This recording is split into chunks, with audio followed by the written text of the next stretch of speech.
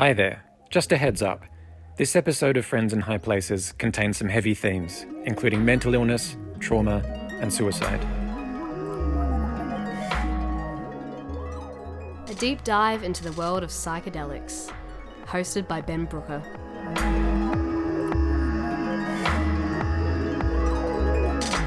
You're with Friends in High Places.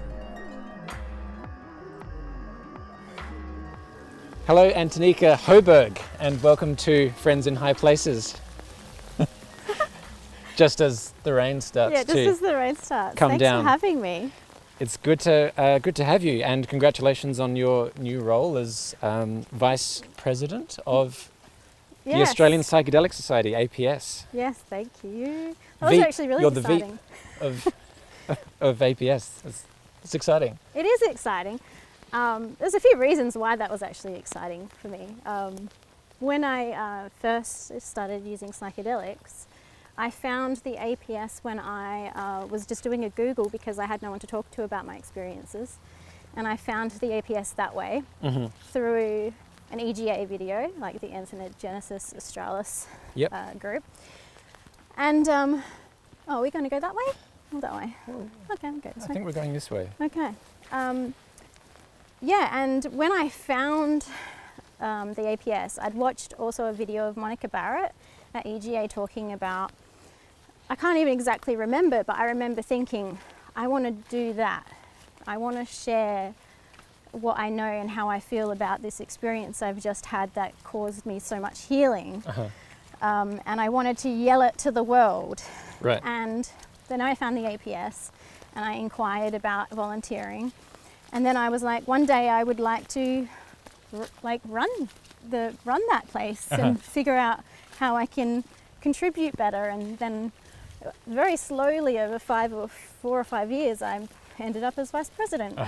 The exact place where I imagined myself to be when I first found them. Yep. And they've been so supportive and provided so much support, but also skills for my career going forward. And it's been like so influential. Yep.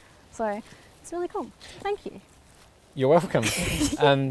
And you know, sort of unlike someone like Monica Barrett, say, you don't have a kind of professional or academic background in that sense. You come to psychedelics, I think, from a slightly different vantage point. I think someone who's, as you've already mentioned, experienced, I think, how would you describe it, sort of profound personal healing through psychedelic compounds. Did you want to talk a bit about that and, you know, what some of your first experiences were like? Yeah, so where shall I start?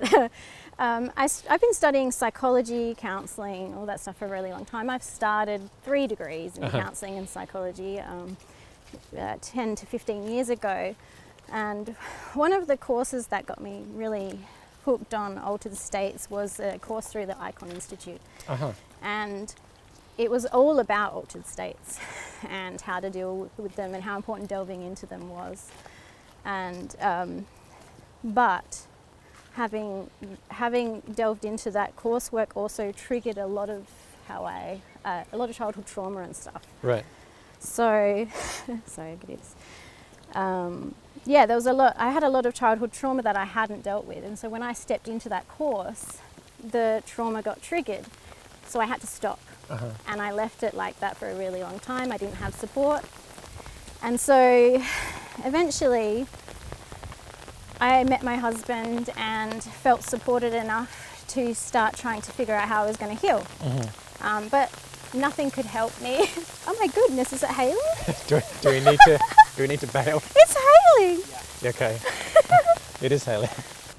So we've just changed location because for some reason we decided to do this on the wettest weekend so far this year in a forest in the Adelaide Hills. Without an umbrella. We should probably say something actually about why we're here before we get back to your story, Antanika. One of the things that I like to do on this podcast is invite guests to nominate somewhere that has some significance for them, maybe in terms of psychedelics, but not necessarily. And you mentioned Kaipo, and of course Kaipo is kind of iconic in Adelaide psychedelic circles. Do you want to say something about that? Well, so not Kaipo in particular, but forests in particular. When I was a kid, I spent a lot of time in them, and it was probably one of my family, despite the chaos and the trauma, every now and then, a lot of us, we would all go down to this another section of the forest further down, and we would camp there, and we just get to do whatever we want. And I would just walk and walk and walk alone, as like a little 8-year-old by myself, for hours on end, and it was just the place that I was myself.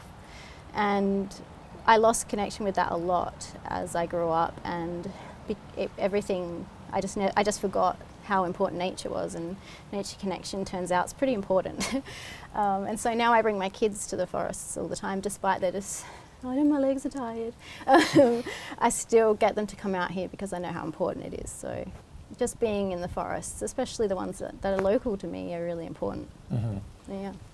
And do you find that your children respond well? Because I think often with kids, it's almost second nature to them to kind of, be primed to kind of get into the dirt and be out in the wild. Well, yes and no. Like, kids these days don't have the same experiences, I think, that we had. There's a lot more screen usage, and their parents are busy, so they don't get out as often. So I don't know, I try to really push my kids to like that, even though they much prefer to stay inside. So yeah, I just think it's, for them, they don't always enjoy coming out with me because I want to go for really long walks, and they don't want to go for walks. But funnily enough, by the end of the walk, they're really happy, and they've enjoyed themselves, and they're wet and they're dirty, and they're just stoked that they got to go and have this time. And we download an app, a mushroom app identifying thing, and we take photos of all the mushrooms, and because they're homeschooled, they like to learn everything themselves. So that's just, we turn it into a schooling lesson in many ways. So I'm like, well, it's just part of your education. Yeah. And probably like you, they'll look back in a few decades maybe with nostalgia for those forest walks. Yeah, and how Mum was always making us walk up these massive hills. So yeah, it's a really important part of childhood, is to be connected to nature, and as adults we lose that. And so that's why we're here. It's in this beautiful, beautiful forest. It is. It's beautiful, and it's wet. Hence the so wet. Interruption. So before that little rain burst, we were kind of discussing, I guess, in a way, your trajectory. So we mentioned that you're now vice president of the Australian Psychedelic Society, and you kind of talked about some of your foundational experiences with psychedelics, and you mentioned your own trauma and how psychedelics have played a part in your healing from that trauma. If there's anything in there that you want to pick up again, please do. I'll pick up from the part about, I didn't have a lot of supports in how to be a person. I had no real strong role models to show me how to look after myself. And it wasn't until I met my partner that I sort of realised what was lacking in my life, and a lot of that was within myself, and I couldn't figure out how to get back to who I was, who that person in the nature was when I was a kid. And there was a massive disconnect between me and that spiritual idea that I had about who I was then. And so I tried, I was self-medicating throughout my entire adulthood because I had PTSD, but I didn't know what I was suffering from because I couldn't reach out to anyone, and I didn't have those supports, and so I suffered a lot. And then eventually the trauma got so big that I was self-medicating with alcohol, and I was put on antipsychotics, and the psychologists weren't able to help me anymore, and I just felt like I was planning a way out, and I was worried that I was going to be the mum in the newspapers, who's finally just ended it all, because I was so scared of who I was scared of what I was capable of, because if I could have these horrible thoughts about myself and the world, why should I stay here? And it came to this really, really horrible point where I almost overdosed in the shopping centre with my kids, only in probably 2016, 2017. And I had to go home and tell my husband.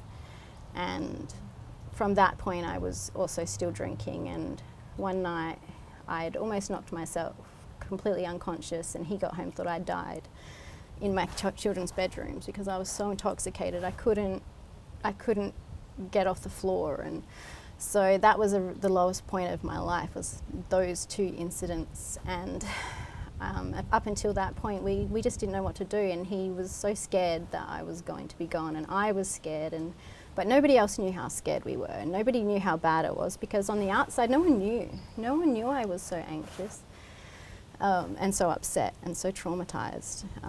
People knew I was going to therapy, but there was no way that anyone could really truly understand how I felt, and so I felt really alone. And then one day my husband came home, and he'd been listening to a podcast of, like, do you remember, what's his name, Duncan Trussell? Yeah. Do you know him? Of Duncan Trussell's Family Hour. Yeah, Duncan Trussell's Family Hour, and he was talking about the healing he had gotten himself from it, and talking about some of the information that he'd heard. And Sean had come home and just said, like, we have nothing to lose. You have we can't live this way. And I knew we couldn't. And so we found what we needed. And so I ended up having LSD. Mm-hmm. And he was already a psychotherapist. So right. He already understood how altered states work. He'd done the course that I spoke about earlier, the transpersonal counselling course. And so he knew about altered states and how it worked and how important it was to be supported when you're going through those experiences. So we ended up having it, and it was one of the most life-changing things. And the thing that it changed the most was about the way I saw myself and others in relation to the trauma experience. So in that one session, I was able to talk about my abuser as a child and what he must have been like, and humanize him and try to not forgive what he had done to me, but forgive the pain that he must have experienced some point in his life, or for what he did to me. And I had to have some sort of compassion somehow, which gave me compassion for myself, because I was at the opposite end of what he had done. And so if I could have compassion for him, I could have compassion for myself. Mm-hmm. And it made me not feel so angry. And so LSD was a really external experience of me tapping into having a look from other people's perspectives as well as my own, because I find LSD was a very external experience, whereas mushrooms for me is a very internalized experience, which is always dealing with myself and the inner world. Mm-hmm. So the true change that I experienced from psychedelics came from, I guess, how I saw myself within it. Well, I was going to ask, Mm-hmm. I mean, I think you said this, but just to kind of clarify, so all of that kind of happened for you, or started for you at least, with that very first experience of LSD, which is really interesting. Yes, yeah. It was the catalyst, and it was the turning point, and it wasn't, the LSD didn't do the work. I had done the work. It's just that the LSD was a catalyst and a tool for me to use to see me from a different perspective. Right. So yeah, and that's what psychedelics are to me. They're tools and catalysts for change. Right. Yeah. And you know, it's often said, certainly in the context of kind of the above ground psychedelic trials that are happening now, that it's not the compound that does the work, it's the patient, as you've just said. Were you kind of very conscious of that at that time? Because obviously you were much less experienced than you are now. Yeah. I'm just wondering what your kind of understanding of integration was at that time, and what your understanding was of how much work you might have to bring to that experience after the drug had worn off. Yeah, right. So when I mentioned that, like, my husband saw the podcast and then we found what we needed, I'd done like 7-8 months worth of research between those 2 points, because I was terrified of mind-altering substances. I, like a lot of people with trauma, don't want to know what happened, and psychedelics can re-trigger dormant memories or dormant feelings in everything if you take them without really understanding them. And sorry, I could put my hood up, it's very cold. So they can re-trigger things, and so I very early on read that about them, and so I really wanted to make sure I knew what I was dealing with. So I had a lot of context for the experience I was about to undergo, and I understood how influential these medicines were, and how much it was up to me to shape that and what happened afterwards. And so the next day after that experience, I stopped drinking alcohol. I stopped my medications. It's not recommended to do these things, to stop your antidepressants, to stop those sorts of things. But I just didn't need them anymore. It was just such a life-changing experience. Right. But I had to do a lot of educating myself and reading. And a lot of people don't want to do that. When you're in that state, all you want is it to be fixed, and you want it to end. And so you'll jump into anything. You'll jump into the next healing treatment. You'll jump into the next day spa with the next facilitator that you can find. Right. And that's what trauma does. It'll push you to the edge that you could put yourself in danger. And I didn't want to do that because I had 3 kids and I couldn't. I was already in danger and I didn't want to put us in more. Right. So, yeah. I'm sort of interested in that aspect of danger because I wonder if you ever find it hard when you're talking about the sorts of experiences that you've just shared, and thank you for sharing them. Yeah.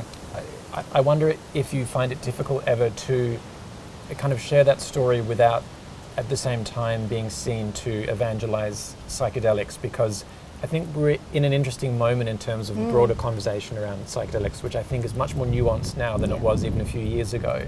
And I think there is pushback at this idea that psychedelics are some kind of panacea for mental health conditions of all different kinds. Yeah. So I wonder where do you sit in relation to that, and how do you kind of be faithful to your own story of healing without seeming to suggest that everyone could heal from these. Exactly. Yeah. See, I don't believe that.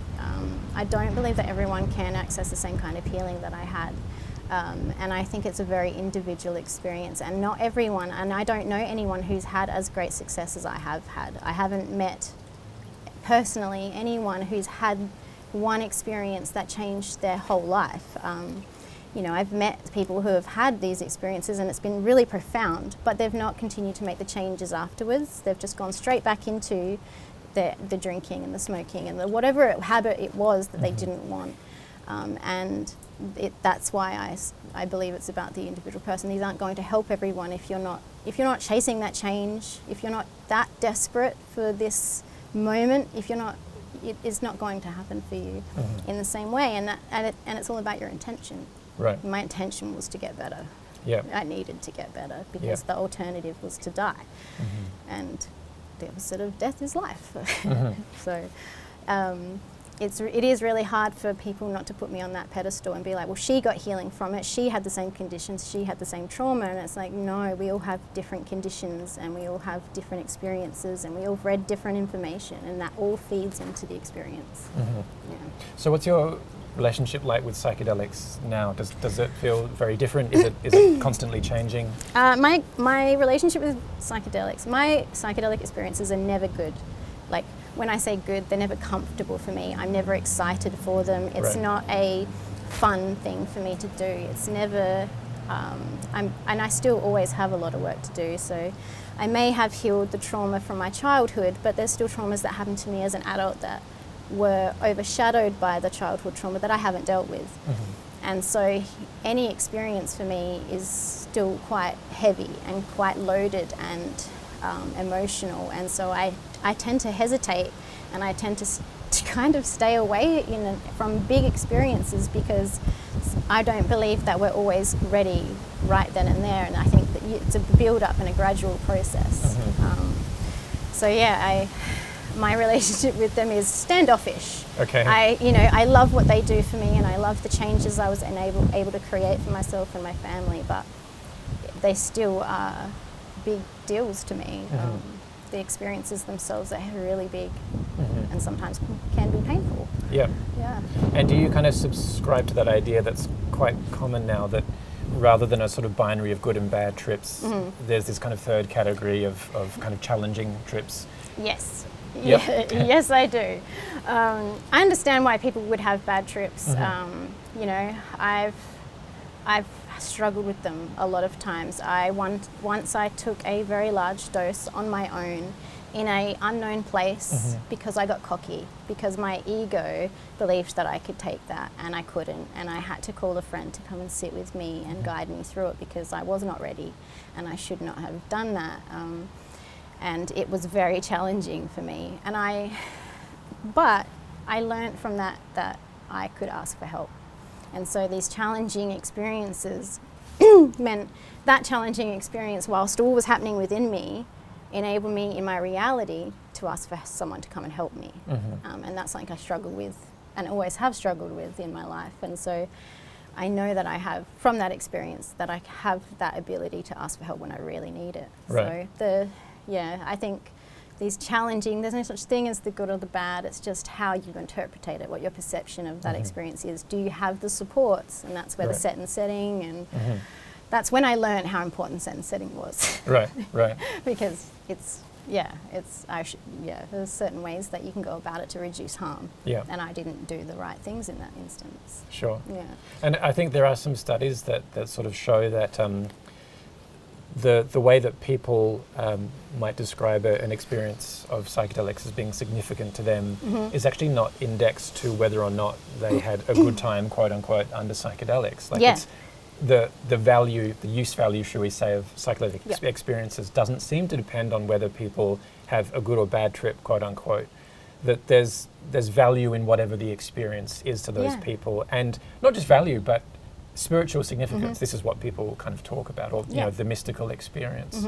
What would you kind of say to that? Well, it's like a dream almost.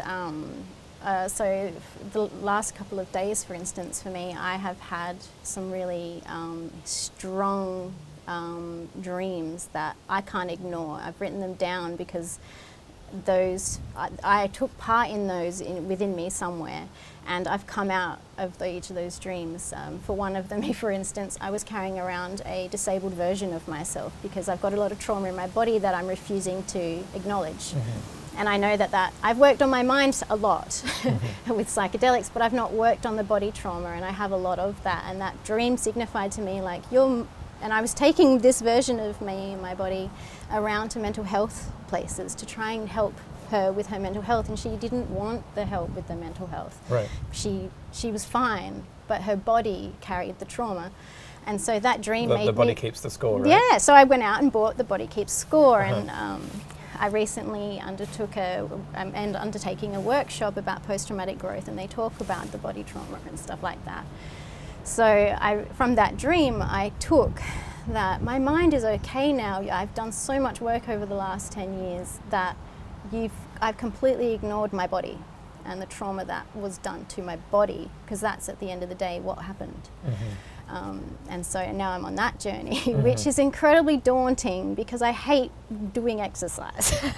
I love walks, but I don't like to exercise. But I've had physical ailments that no amount of thinking about is going to help. And so like psychedelics, dreams, it's just an altered state of thinking and what you take from those experiences. So yeah, I don't know, it's about your perception of your dream. You can learn from anything if you write it down. Sure. If you can remember. Right. But we live in such a fast pace that we don't always remember and we don't always take note. Yeah, I mean, that's actually, while you were talking before, I was thinking of something that really, I guess, almost one of my kind of psychedelic mentors, in a way, kind of said to me, which was that, you know, she's very experienced with psychedelics, but she said, I asked her about integration once, and she said that she's basically never properly integrated a psychedelic experience that she's had, and the reason is, for her, that the pace of life is so busy, it's so frenetic, she's always doing stuff, she never has the time and the space to do the work that you were talking about earlier. Yeah, see, I've had a lot of space. I was very fortunate that my husband would give me the space to do that. I didn't have to go and get a job, I didn't have to work 9 to 5, and I had the space and the support to heal that sort of way. But that's a common experience for people, and I'm still more recently integrating experiences that I had like 5 or 6 years ago. Right. Because at the time I couldn't understand them, which is why it's important to write these things down. So I did art during that experience that means something different to me now, and so that process of like me doing art then that I didn't really understand makes sense to me now, and that's part of the integration experience. And but we live in a world where you don't have, like, my husband just got a full-time job. Right. We don't have time for anything, whereas he's been at home with me for 10 years.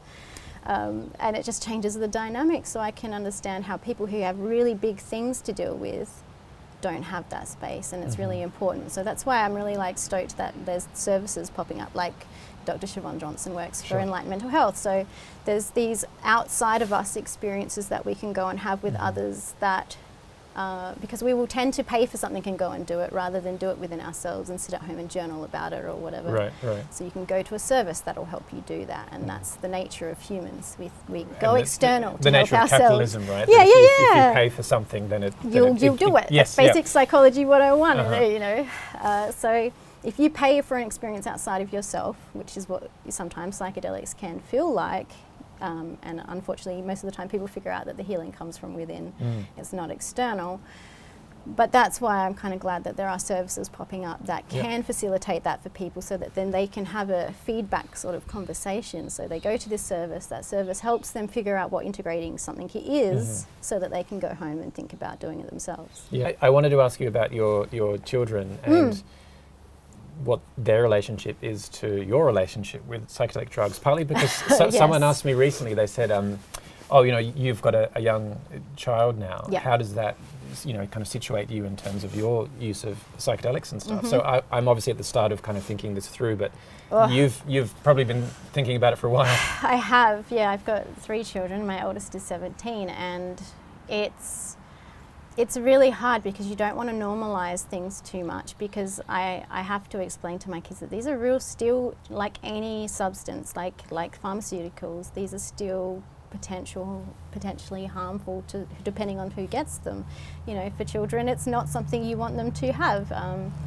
So I like with anything, I tell them that there's risks and there's benefits, there's pros and there's cons to literally everything that we do, and that's sort of what I discuss with them, is like, I got benefit from these experiences, but I've also had a really hard time with these experiences and these substances, and so they're well aware and they know, but they're a little bit more biased towards mushrooms than alcohol. Right. They think mushrooms are pretty cool, but they don't really understand why they're cool.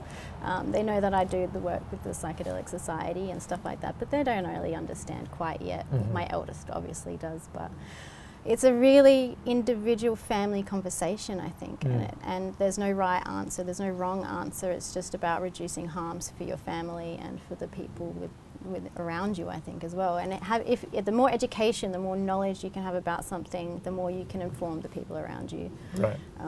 Sometimes that's not always right, Yeah. because it's informed by our opinions or our biases. Right. And unfortunately, there would be people in the world who would believe that me talking to my children at all about alternative therapies is a really wrong thing to do.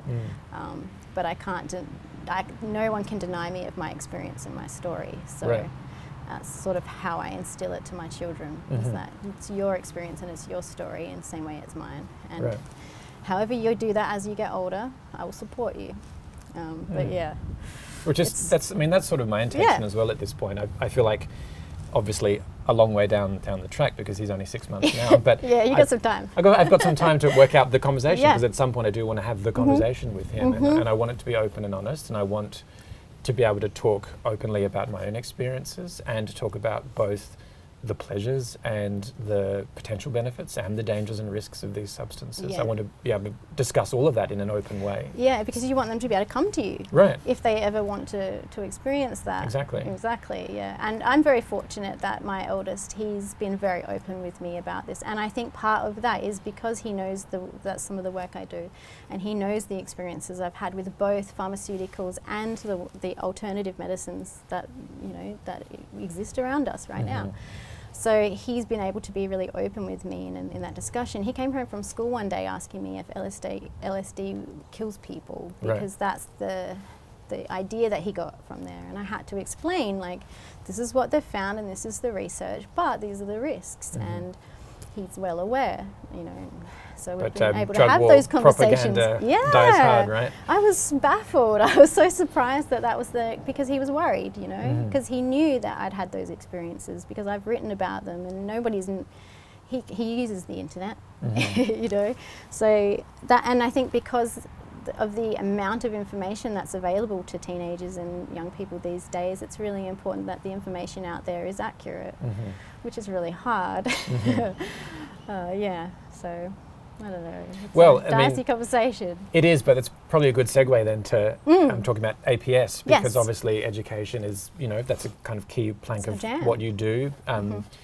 I won't kind of put words in your mouth, but my understanding is that the APS really exists, I guess, as, education, harm reduction. There are a couple of things and advocacy, obviously, more broadly. Yep. I'm also interested, I suppose, in the way that an organisation like APS fosters a sense of community around psychedelics. And I'm interested as well in asking you about whether you think that mission, in a sense, has changed at all now that psychedelics, I don't want to say they're mainstream, but certainly they're more mainstream now than they were a few years ago. So I wonder do you feel like APS, is there some repositioning that's happening or is going to happen around that? Or Well, the APS, they advocate for the decriminalisation of psychedelic substances, and under that, all substances, in my opinion, should be decriminalised, because nobody should be punished for trying to heal the connection that they're seeking, in whatever capacity that is. We're all trying to heal from something, but the APS is advocating towards decriminalising these substances so that people like myself with kids aren't scared to take them or scared to talk to their family members or their friends. For instance, after my first LSD experience, I had no one to talk to. I went to school to pick up my kids, and we're waiting out the front with my friend, and I told her, because she asked me what I did on the weekend, and I told her, and she said, is that like ice? And, right. I was like, oh, okay, this is a bigger conversation. How And then long I have you vowed got? not to talk to anyone about it until I could articulate my thoughts around it. And that's when I started working with the APS and found that about decriminalisation and how beneficial decriminalisation is to most people. Everyone's using substances of some kind, and we shouldn't be thrown in jail for wanting to do those sorts of things. So the APS fosters us, like we have events. So we have events so that we can teach and educate others around and show people that we're not a bunch of just people taking drugs. I had someone come to an event really surprised that I was just a regular person. They were surprised that I was just a mum.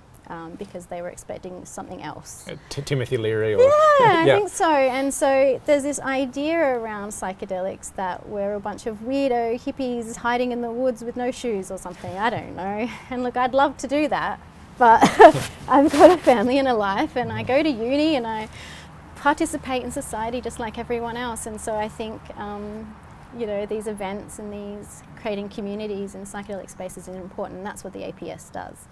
And so we have a lot of resources on our website that we can direct people to, and we work with a lot of other organisations that are doing webinars and trying to do harm reduction, because at the end of the day, you're not supposed to take these substances, but people are going to, and the best thing that we can do for them is to reduce the harms that they're going to come into in that.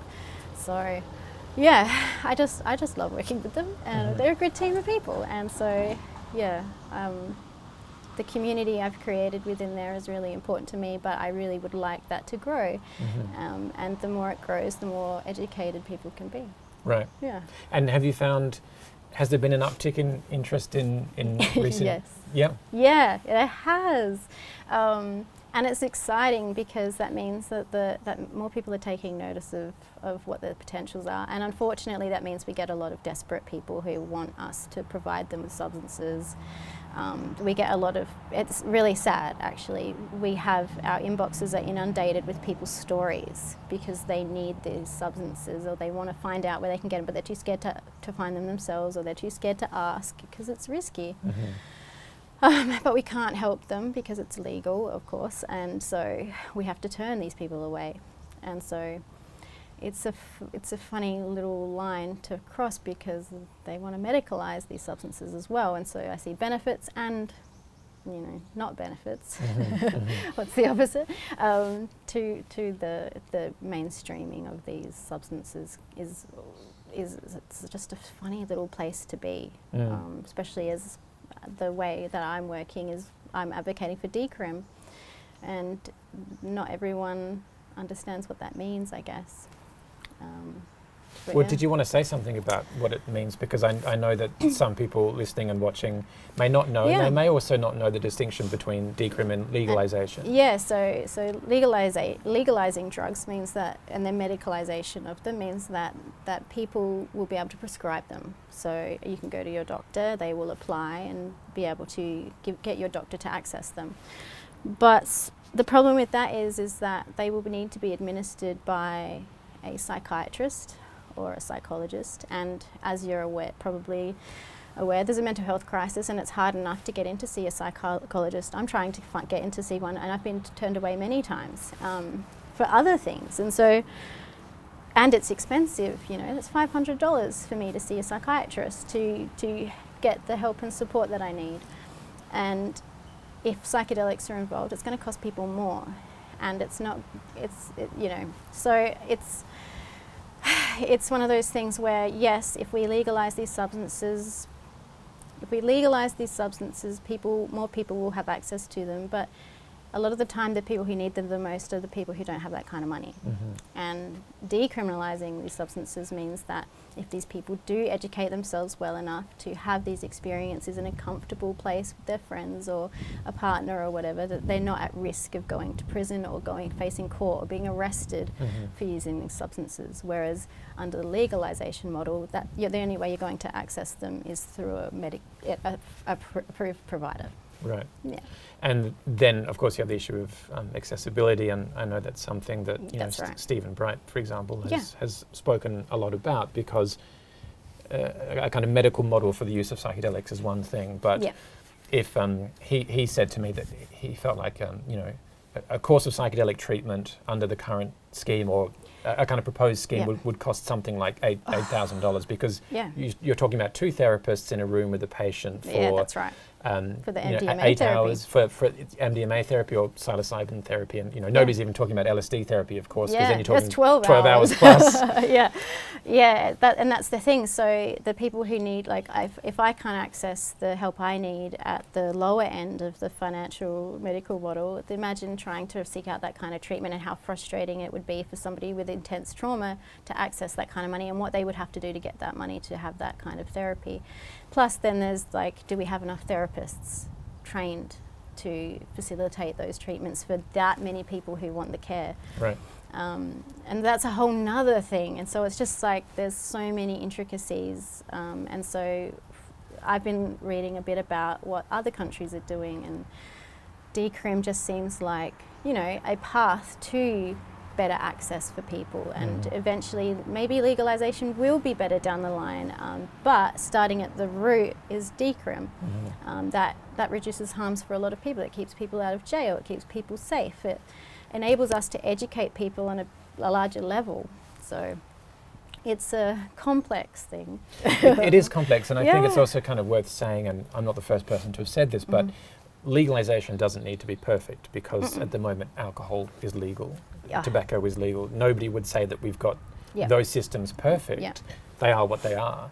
And so I think, I'm not sure that we've yet worked out how to make psychedelics safely and more widely available at the same time. Yeah, that's and right. I think that, to me, that's a part of what we need to figure out now in terms of a post-war on drugs future. There are people who think we're kind of there already. I think we're not. I think there are good things that are happening. While you were talking about decrim, I was thinking, I don't know if you saw this, but in New South Wales, they recently kind of did, the New South Wales state government did a really interesting report recently on some of these questions, and came back with a recommendation for decrim. Did they? And Yes, I think haven't seen it. it's quite interesting, because I think the New South Wales police at the moment are looking at essentially changing the law so that nobody will end up in jail, as you were saying, because of drug possession. I did hear something. And then they get treatment?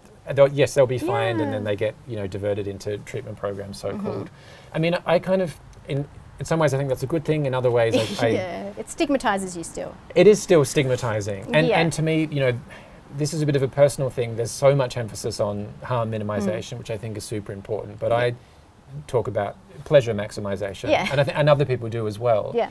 But I think that is a really important part of this picture, and I think Yeah, we it shouldn't be is. afraid to talk about it, because we happily talk about it with alcohol, right? Yeah, that's right. People use alcohol to have a good time. Right. You know, and why should any other substances be any different? And, you know, there's really interesting cases of that. I can't remember his name. I can't remember his name. But he's the academic, and I think he works for Cambridge, and he just came out recently. He wrote a book about adults doing drugs, and he uses heroin once a night.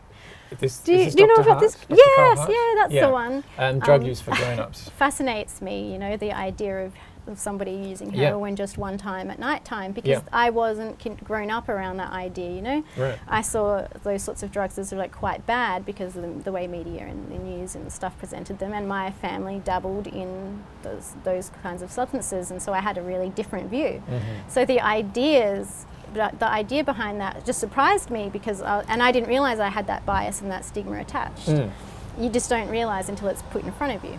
As did I, because I read that book, and even to me, who, you know, I consider myself to be extremely liberal on the question of Yeah. drugs, but yeah, here's a guy, Yeah. he's an academic, he's a tenured academic, I believe, in the US, who yes, takes Super well heroin recreationally, and actually if you've read that book, he's actually fairly cool on psychedelics, like he's, Yeah, right. but it's partly because he sees psychedelics as having moved into a certain amount of respectability, Yeah. whereas that stigma that you just mentioned Yeah. still attaches to a whole raft of other substances, It does. which is causing much more harm than good. Well, that's right. Yeah, there's a really the way that substances are stigmatized is interesting. For example, I don't know.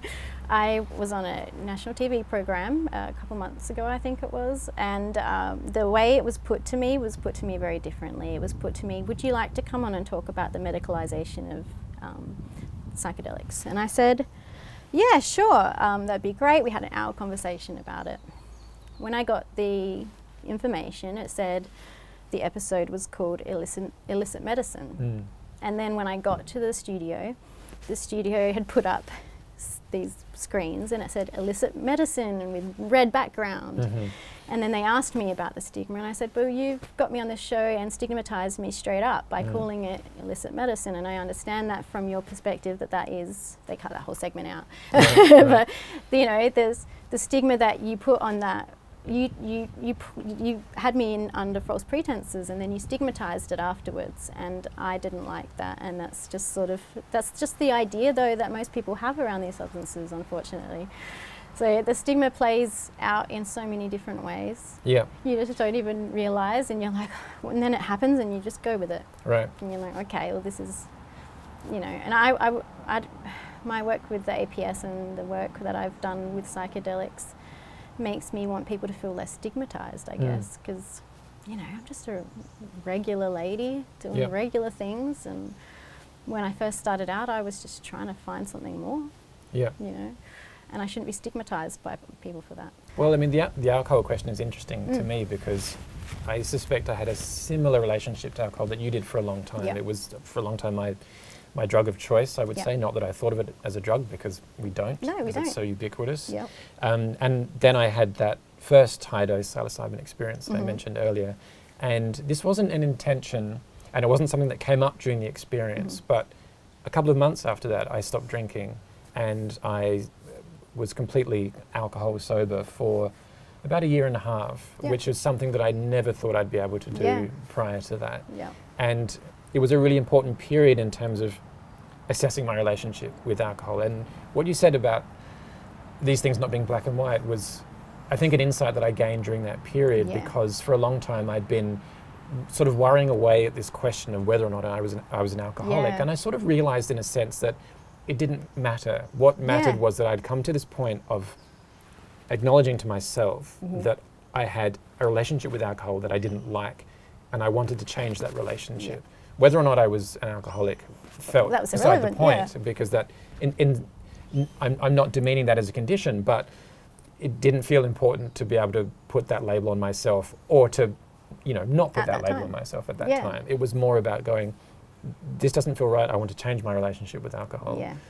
Let's see what we can do. And again, like you, I have crept back into alcohol use, but interestingly, it does feel different. It feels changed. Yeah. And at this point I've said to myself, if I feel like the old relationship starts to kind of rear its head again, You'll know. then I'll know and I'll stop, and I don't know, perhaps I'll take some more mushrooms and see what happens. But reel it back. But it is ongoing, and it's always changing. Well, yeah, that's the thing. I don't drink ever since that incident in 2020. I think a lot of people had incidents in 2020 when COVID hit. It was an interesting year. Yeah, it sure was. I noticed that one of the funniest parts about that whole thing is I started telling people that I was drinking again, and as I was saying that to people, I did it because I wanted to be included. It was this really funny thing. Can't remember where I was going with that point, but if over time I might change my mind, and maybe when I'm older I might think that I have a better relationship, that I will be able to stop having more than I'm supposed to, which is what my problem was. I would have a few drinks and then I had no barrier, and a lot of the time I think that the barrier got pushed is because I didn't have a good perception of my own boundaries, and I think psychedelics has taught me that I have boundaries within myself and within my body, and I know what feels good and what doesn't feel, which I didn't have prior to psychedelics. And so I do wonder if my relationship with certain substances will change over time, because I will have a better autonomy over myself. And I think if anything, that's probably something that psychedelics can help people with the most, is putting you back into connection with your body enables you to find out where you actually want to sit with yourself and in relation to others.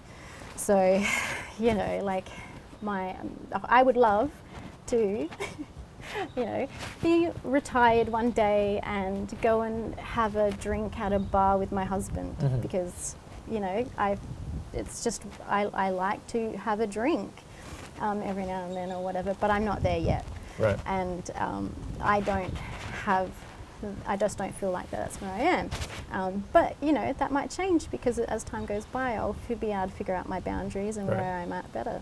Right. I mean, that's exactly what I want too, and that's exactly what I'm finding out right now. So that's quite interesting. It's a funny balance, and especially I'm quite impulsive, and I'm an all or nothing sort of person in a lot of ways, which is quite funny considering, I'm very open and very, I'm very open, but I'm also very black and white when it comes to myself and substances, and that's an idea that I'm trying to change. Right. I can either have it all or none. So, well, actually, I was going to ask, do you feel like you could come to a point of none with psychedelics? Absolutely. Yeah, I do too. I do. Mostly because I don't believe that you need to continue to take them.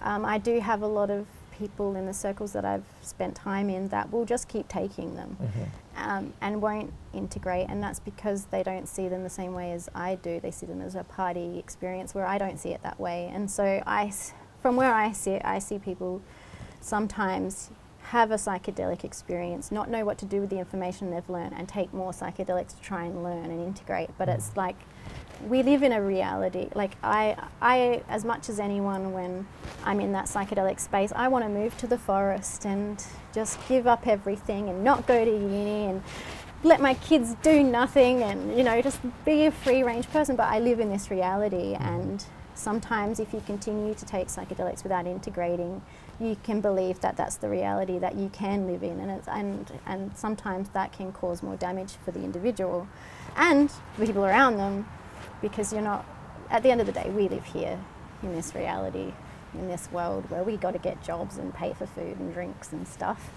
So I think sometimes, for me anyway, I don't feel that I need high dose experiences anymore to do the work, because I already have the tools and the skills. Right. Yeah, which is comforting in many ways.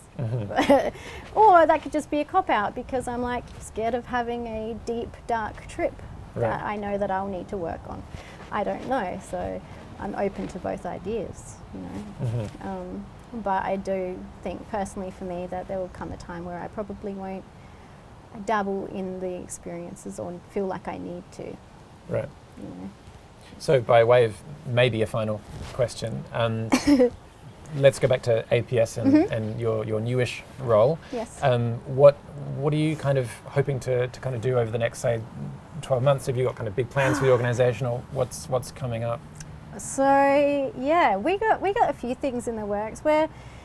We're wanting to expand and have more chapters set up in more rural areas, because at the moment we have chapters in most of the cities. We're setting up a chapter in Tasmania. We've just set up one in Canberra, and so we really just want to expand the chapters to educate more people, because if we can educate more people will back us on decrim, which means more people will come. When we go and take it to the state MPs and stuff, we've got more people to back us. That sort of stuff's awesome as well. But creating safe communities, my favourite and my most passionate area is harm reduction. That's like on consent with facilitators. That's keeping yourself and others safe. That's appropriate practices, ethical behaviour, all of the things that are problems in regular state places. Like in health, there's lots of problems and whatever. But for the APS, we're just working on growing at the moment and making sure everyone's safe and getting the right information, because there's, like you've sort of touched on, people can put it on a pedestal and people need to know both the pros and the cons and be able to inform themselves. And so if we can push more growth, we can advocate more for decrim, which means we can educate more people. And if it ends up legalised and medicalised, not everyone's going to be able to access it, but they will anyway. They won't be able to access it through a medical model, but they might try and access it through an alternative route, like going to Aya circles or mushroom circles or whatever. And sometimes, like any experience, those things can do damage too. Right.